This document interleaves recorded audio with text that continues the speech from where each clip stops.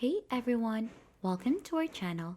In today's video, we'll learn how to add transitions in Filmora, add seamless transition, easy Wondershare Filmora tutorial.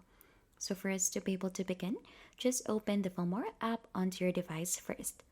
Now once you have opened that, it's time to import the media that you want to use. So to add your clips or videos, click onto the plus icon in here to browse onto your different files or simply drag and drop it in here. So as you can see, I've added some already in here and I have added onto the timeline as well.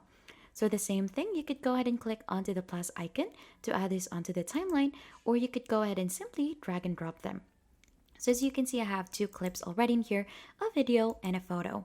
Now, if you want to go ahead and add in a transition from this clip to this image, then you'll just need to head here onto transitions onto the upper part. So click onto transitions. There should be a lot of categories in here that you could choose from. So as you can see, we're currently onto the trending transitions in here. So we'll just have to choose onto which one we want to add onto our photo and video. So we have here fast zoom and many more.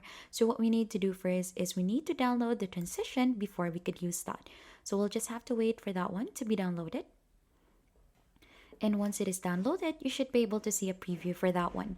So to add that, you could click onto the plus icon, but it is easier for you to drag this and drop it here onto the middle of each video, so that it should be easier for you to go ahead and add that transition. So right after you have added that, there should be a transition setting in here when you could change the duration, the transition mode from prefix, overlap, or postfix. So you could go ahead and try to choose which one you prefer, and you could also include trimmed frames. So if we go ahead and do a quick preview, this is now how it should look like.